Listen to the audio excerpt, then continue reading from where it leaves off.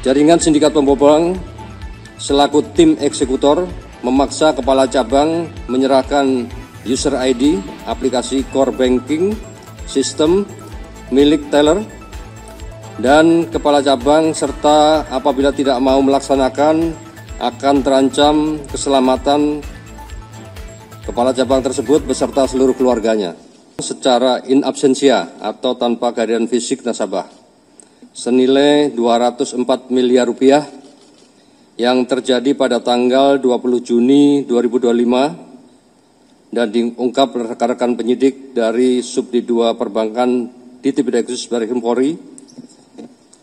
Perlu kami sampaikan bahwa pengungkapan ini didasari oleh laporan polisi nomor LPB 311 bulan Juli 2025 tanggal 2 Juli 2025 serta surat perintah penyidikan nomor SP Sidik 646 7 Romawi 22 225 di Tipideksus tanggal 3 Juli 2025. Sejak awal bulan Juni 2025, jaringan sindikat pembobol bank yang mengaku sebagai Satgas Perampasan Aset melakukan pertemuan dengan kepala cabang pembantu salah satu bank BNI yang ada di Jawa Barat untuk merencanakan pemindahan dana pada rekening dorman. Kesimpulan dari pertemuan tersebut kami sampaikan bahwa jaringan sindikat pembobol bank yang mengaku sebagai Satgas Perampasan Aset menjelaskan cara kerja serta peran masing-masing dari mulai persiapan, pelaksanaan eksekusi sampai tahap imbal balik hasil. Jaringan sindikat pembobol bank selaku tim eksekutor memaksa kepala cabang menyerahkan user ID aplikasi core banking sistem milik teller, dan kepala cabang serta apabila tidak mau melaksanakan akan terancam keselamatan kepala cabang tersebut beserta seluruh keluarganya. Di akhir bulan Juni 2005, jaringan sindikat pembobol bank selaku eksekutor dan kepala cabang bersepakat untuk melakukan eksekusi pemindahan dana rekening dorman pada hari Jumat pukul 18.00. Jadi sudah di akhir minggu atau mendekati hari libur setelah jam operasional. Hal ini dilakukan sebagai celah para pelaku untuk menghindari sistem deteksi bank. Kepala cabang menyerahkan user ID aplikasi core banking system milik teller, dan kepala cabang kepada salah satu eksekutor yang merupakan ex-teller bank untuk kemudian melakukan akses ilegal terhadap aplikasi core banking system dengan melakukan pemindahan dana secara in absentia senilai 204 miliar rupiah ke 5 rekening penampungan yang dilakukan 42 kali transaksi dalam waktu 17 menit. Pihak bank menemukan adanya transaksi mencurigakan, kemudian melaporkan kepada Baris Krim Polri, dan atas adanya laporan tersebut, penyidik 2 Subdit Perbankan di Tipideksus Baris Krim Polri langsung berkomunikasi dengan rekan kami yang ada di PPATK untuk melakukan penelusuran dan pemblokiran terhadap harta kekayaan hasil kejahatan maupun transaksi aliran dana tersebut. Kunci keberhasilan pengungkapan tindak pidana ini terjadi berkat respon cepat analisis mendalam, kecermatan dan kerja keras penyidik Subdit 2 Perbankan yang dibantu dan didukung penuh oleh rekan-rekan kami yang ada di PPATK.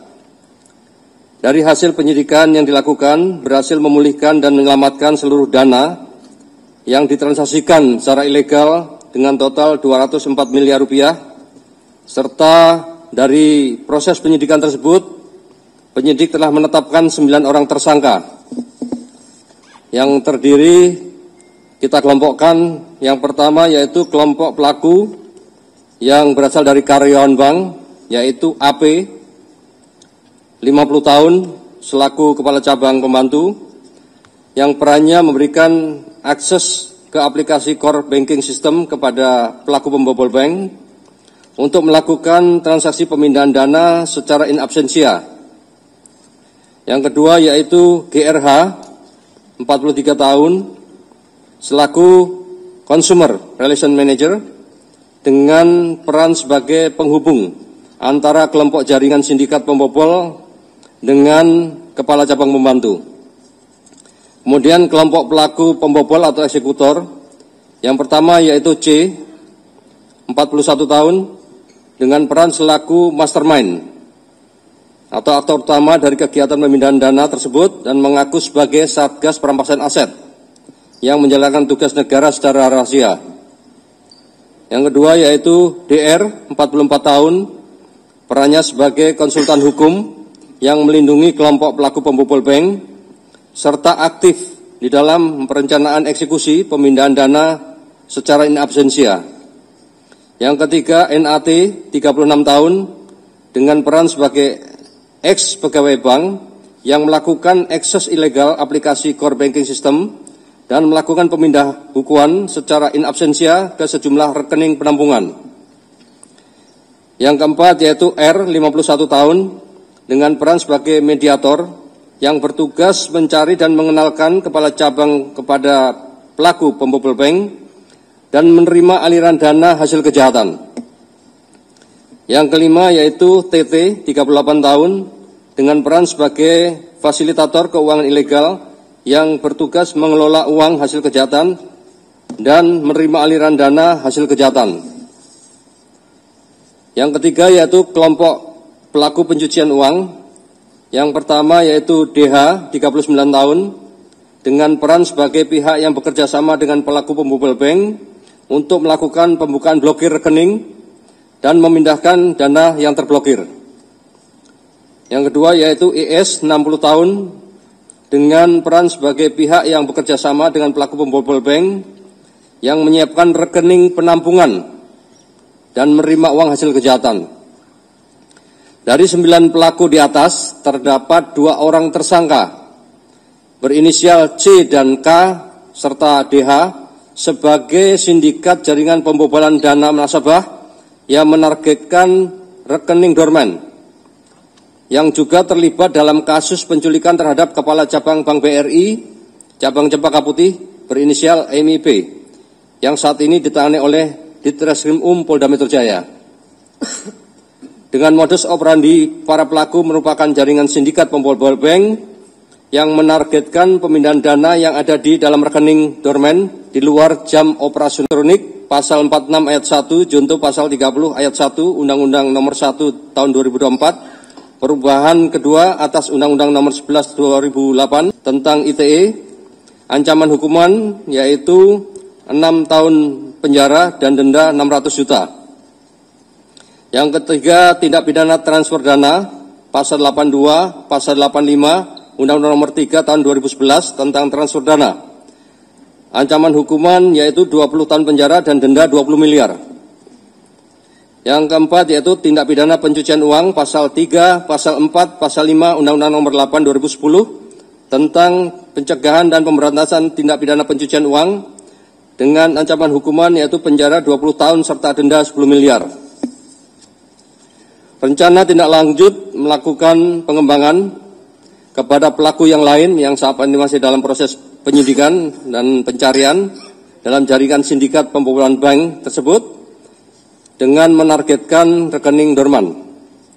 Tentunya saat ini kami dari Ditreskrim Barreskrim Polri terus melakukan pengembangan kepada pelaku lain yang terlibat dalam jaringan sindikat pembobolan bank yang menargetkan rekening dorman guna pengungkapan secara jelas tindak pidana yang dilakukan.